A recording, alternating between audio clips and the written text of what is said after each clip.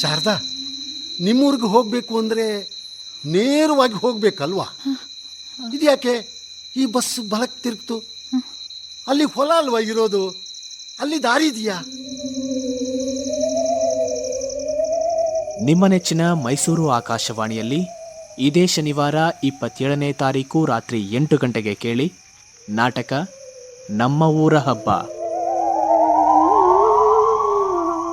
ಅಯ್ಯೋ, ಬಸ್ದು ಲೈಟ್ ಕಾಣ್ತಾ ಇಲ್ಲ.